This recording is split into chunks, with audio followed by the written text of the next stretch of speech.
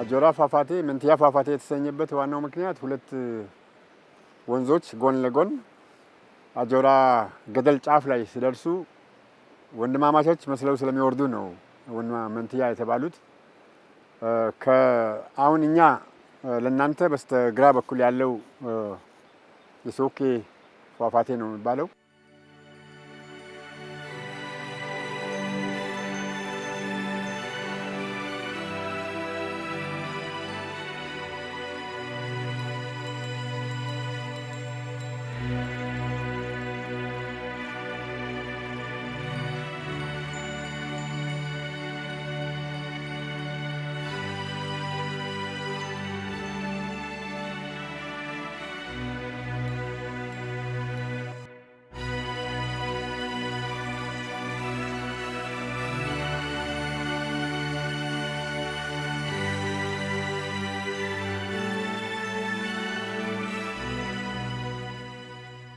ይሄኛው አጃንቾ ነው የሚባለው። ሶኬ በፊት ከምባታ ጠምባሮ ከሚባለው አካባቢ አንበሪቾ ተራራ ስር ይወጣና የተለያዩ ገባር ወንዞችን እያቀፈ መጥቶ አጆራ ገደል ላይ ሲደርስ 170 ሜትር ቁመት ወርዶ ወደ ታች ከሌላው ከወንድሙ ከአጃንቾ ፏፏቴ ጋር የሚገናኝበት መስመር አለ።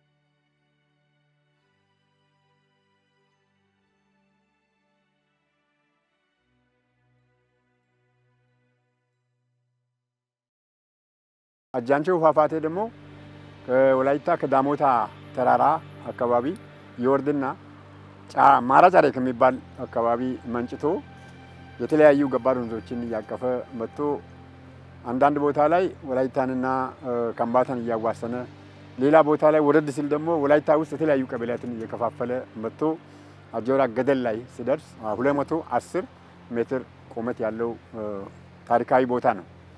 ከዛ በኋላ ወርደው ሁለቱ የተወሰነ ቦታ ርቀት ከሄዱ በኋላ አንድ ጥምረት ይፈጥሩና ሌላ አዲስ ፏፏቴ ይፈጥራሉ። አሁን ታያላችሁ። ቡቡቅ የምትባል ፏፏቴ ናት። ቡቡቅ የተሰኘችው ስሟ ቡቡቡቡ ብላ ስለምትወርድ ነው የአካባቢው ስያሜ ያገኘችው። እና በውስጡ በርካታ ነገሮች አሉ። ዛፎች፣ ሌላ አካባቢ ያሉ ዛፎች አሉ። ሌላ አካባቢ የሌሉ አውሬዎች፣ እንስሳት አሉ። ይታች ለሰው አካባቢ ምናምን ጉዳት ማያደርሱ እዛው እርስ በርሳቸው እየተጨዋወቱ ዛፍ ከዛፍ ሲዘሉ የሚውሉ በርካታ አውሬዎች አሉ። ቦታው እስከ ኦሞ ወንዝ መፋሰሻ ድረስ እስከ 11 ኪሎ ሜትር ይጓዝና አሁን የኮይሻ የኤሌክትሪክ ኃይል ማመንጫ አሁን ግድቡ ካለበት ወደ ታች እየመጣ እየሞላ ስለሆነ አሁን ማግኘት እድሉን ካገኛችሁ ወረድ ስትሉ ማየት የምትችሉበት አጋጣሚ አለ።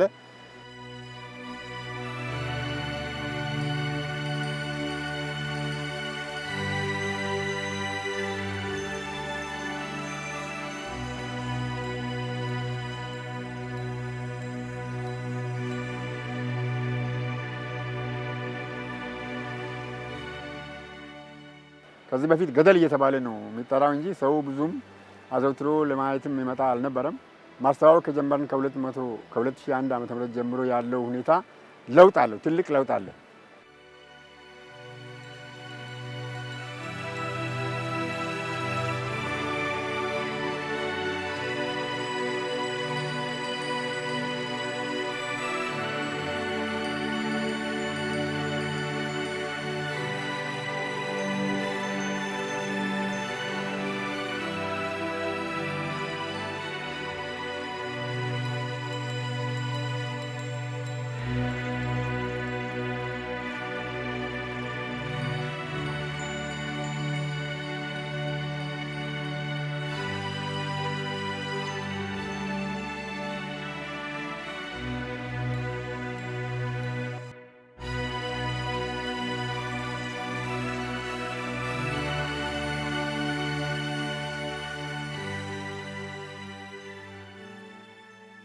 ገደሉ ሰው በላ አድርጎ ይቆጥረው ነበር። እዛ ሄዶ ከብት ይወድቅብናል፣ ልጆች ይሞቱብናል ብሎ ብዙም ሰው ማይጠጋበት ነበር። ግን ማስታወቅ ከጀመረበት ጊዜ ጀምሮ እዚህ አካባቢ ሀብት ያለ መሆኑ የታወቀበት አሁን ገቢ እየተሰበሰበ ነው። ገቢ በሚሰበሰብበት ጊዜ ሰው ይገርመዋል። በተለይ አባቶች፣ ቀድሞ የቆዩ አባቶች ይሄ ቦታ እንደዚህ ገንዘብ መሰብሰቢያ መሆኑን አያውቁም። አሁን ይገርማሉ። ስለዚህ በዛ ልክ ያለው ታሪክ እየተለወጠ ነው። ታሪኩ ተለወጠ ነው እያለ ያለው አርሶ አደሩ፣ በተለይ እድሜ ባለጸጋዎች ታሪክ ተለወጠ እያሉ ነው በዚህ ተፈጥሮ ምክንያት።